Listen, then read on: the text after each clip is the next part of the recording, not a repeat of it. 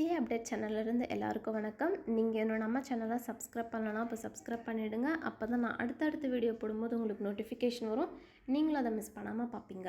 And நீங்கள் இன்னும் நம்ம டெலகிராம் சேனலை விசிட் பண்ணல அப்படின்னா நான் டெலகிராம் சேனலுக்கான லிங்க்கை இந்த வீடியோ டிஸ்கிரிப்ஷனில் பின் பண்ணியிருக்கேன். ஸோ மறக்காமல் டெலகிராம் சேனலை விசிட் பண்ணிவிட்டு நம்மளை சப்போர்ட் பண்ணுற விதமாக சப்ஸ்கிரைபும் பண்ணிவிடுங்க. அதில் நான் ஆல்ரெடி நிறைய மெட்டீரியல்ஸ் போஸ்ட் பண்ணியிருக்கேன். அந்த மெட்டீரியல்ஸ் எல்லாமே உங்களோட ப்ரிப்பரேஷனுக்கு வந்து ரொம்ப ஹெல்ப்ஃபுல்லாக இருக்கும். ஸோ முடிஞ்சளவு 100% அந்த மெட்டீரியல்ஸ்லாம் யூட்டிலைஸ் பண்ண ட்ரை பண்ணுங்கள். அண்ட் இந்த வீடியோவில் நம்ம என்ன பார்க்க போகிறோம் அப்படின்னா CA foundation paper 1 and paper 2க்கான ஆன்சர் புக் கவர் பேஜை எப்படி கரெக்ட் அண்ட் கான்சியஸாக வந்து ஃபில் பண்ணுறது அப்படின்றத நம்ம டீட்டெயிலாக பார்க்க போகிறோம். ஸோ வாங்க இப்போ நம்ம வீடியோக்குள்ளே போகலாம். ஃபஸ்ட் வந்து எக்ஸாமினேஷன் வந்து நீங்கள் ஃபவுண்டேஷன் அப்படின்னு சொல்லிட்டு ஃபில் பண்ணும். நெக்ஸ்ட்டு குரூப் நம்பர், ஃபவுண்டேஷன் லெவலில் குரூப் கிடையாது. ஸோ அதனால் நீங்கள் அந்த ஸ்பேஸை வந்து பிளாங்காக விட்டுருங்க. நெக்ஸ்ட்டு பேப்பர் நம்பர், இப்போ உங்களுக்கு அக்கௌண்டிங் எக்ஸாமாக இருந்தால் அது பேப்பர் நம்பர் 1. ஸோ நீங்கள் பேப்பர் நம்பர் 1 அப்படின்னு சொல்லிட்டு நீங்கள் டினோட் பண்ணால் போதும். அதுவே உங்களுக்கு இப்போ பிஸ்னஸில் எக்ஸாம் அப்படின்னு இருந்துச்சுன்னா நீங்கள் 2 அந்த 2 நம்பர் மட்டும் டினோட் பண்ணால் போதும். அது கீழே வந்து சப்ஜெக்ட், இந்த சப்ஜெக்டில் நீங்கள் ஹோல் சப்ஜெக்ட் நேம், அந்த பேப்பர் நேமை நீங்கள் வந்து எழுதணும். இப்போ சப்போஸ் உங்களுக்கு அக்கௌண்டிங்னா principal and practices of accounting, அதுவே பிஸ்னஸ்லாம் வரணும் பிஸ்னஸ்லாம் அப்படின்னு சொல்லிட்டு எழுதணும். இன்னொரு முக்கியமான விஷயம் என்ன அப்படின்னா உங்களோட பேப்பர் நேமை கரெக்டாக அந்த 1 லைனுக்குள்ளேயே நீங்கள் கரெக்டாக எழுதி முடிச்சிடணும். அதுக்கு தகுந்த மாதிரி உங்களோட லெட்டர் சைஸ்லாம் சின்னது பண்ணி எழுதுங்க. எக்ஸஸாக மேலேயோ கீழேயோ குறுக்கி அந்த மாதிரிலாம் நீங்கள் எழுதக்கூடாது.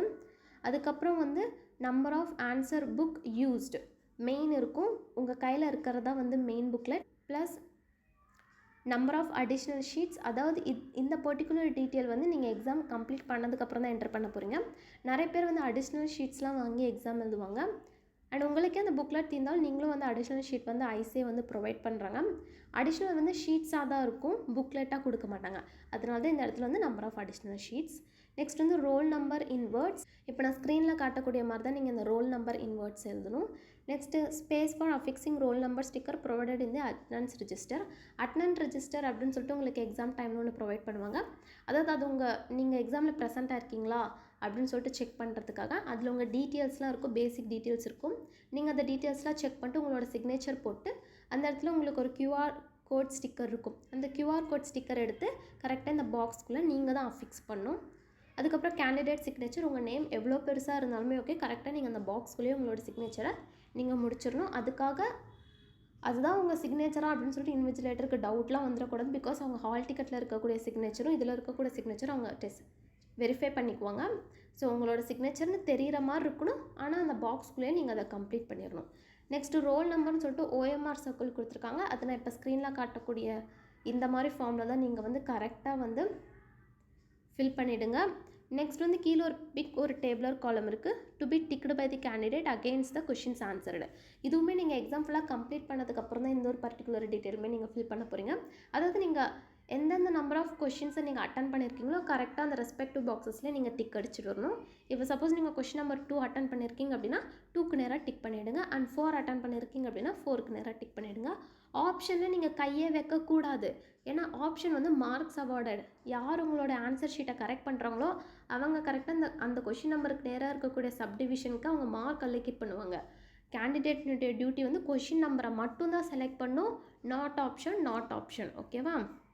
நெக்ஸ்ட் கேண்டிடேட்னுடைய டியூட்டி இவ்வளோ தான். பேப்பர் 1 அண்ட் பேப்பர் 2க்கான ஆன்சர் புக் கவரேஜ் ஃபில் பண்ணுறது. ஸோ நான் என்ன ரெக்கமெண்ட் பண்ணுறேன் அப்படின்னா உங்களுக்கு 15 மினிட்ஸ் எடுத்தாலுமே பரவாயில்ல, நீங்கள் பொறுமையாக அந்த ஆன்சர் புக் கவர் பேஜ் வந்து பொறுமையாக ஃபில் பண்ணுங்கள். ஏன்னா நிறைய ஸ்டூடெண்ட்ஸ் வந்து பேனிக்காக இந்த OMR சர்க்கிள்லாம் இருக்குது இல்லையா, ரோல் நம்பர் OMR சர்க்கிள், இதெல்லாம் ரொம்ப ஒரு பயத்துலேயே வந்து மாற்றி ஷேட் பண்ணிடுறாங்க. ஏன்னா இது எல்லாமே நீங்கள் வந்து ஃபுல்லாக black pen or blue pen.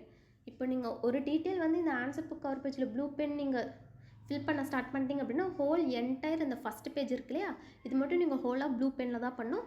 அப்படி இல்லை நீங்கள் பிளாக் பெனில் ஃபில் பண்ண ஸ்டார்ட் பண்ணிட்டீங்க அப்படின்னு இந்த ஹோல் ஆன்சர் புக் கவர் பேஜுமே நீங்கள் பிளாக் பெனில் மட்டும்தான் ஃபில் பண்ணணும். நீங்கள் 2 கலரையும் மாற்றி ஃபில் பண்ணிடாதீங்க, அந்த ஒரு தப்பையும் செஞ்சிடாதீங்க. அதே மாதிரி இது வந்து ஃபுல்லாக பால் பாயிண்ட் பெனில் பண்ணுறதுனால இப்போ சப்போஸ் நீங்கள் தப்பு பண்ணாலுமே எரேஸ் பண்ணுறதுக்கான ஒரு சான்ஸே அங்கே கிடையாது. ஸோ கொஞ்சம் டைம் எடுத்தாலும் பரவாயில்ல, இந்த டீட்டெயில்ஸ்லாம் கொஞ்சம் பார்த்து பொறுமையாக பண்ணுங்கள், ஏன்னா இது ரொம்ப இம்பார்ட்டண்ட். ஸோ நெக்ஸ்ட் பேஜில் உங்களுக்கு வந்து இன்ஸ்ட்ரக்ஷன் இருக்கும். உங்களுக்கு ஏதாவது டவுட் இருந்தால் இந்த இன்ஸ்ட்ரக்ஷனை படித்து கூட நீங்கள் ஃபில் பண்ணிக்கலாம். அப்படி இல்லைன்னா நீங்கள் இன்விஜிலேட்டர் கூட காண்டாக்ட் பண்ணிக்கலாம். ஸோ அவ்வளோதான், நம்ம வீடியோட எண்டுக்கு வந்து ஏதாச்சும் இந்த வீடியோ யூஸ்ஃபுல்லாக இருந்தால் லைக் பண்ணுங்கள். அண்ட் உங்கள் ஃப்ரெண்ட்ஸ் யாரெல்லாம் வந்து சிஏ ஃபவுண்டேஷன் எழுத போகிறாங்களோ அவங்களுக்கெல்லாம் கண்டிப்பாக இந்த வீடியோவை ஷேர் பண்ணி ஹெல்ப் பண்ணுங்கள். அண்ட் நீங்கள் இன்னும் நம்ம சேனலை சப்ஸ்கிரைப் பண்ணலாம், அப்போ சப்ஸ்கிரைப் பண்ணிவிடுங்க, இன்க்ளூடிங் டெலிகிராம் சேனல். அண்ட் லாஸ்ட்டாக நன்றி, வணக்கம்.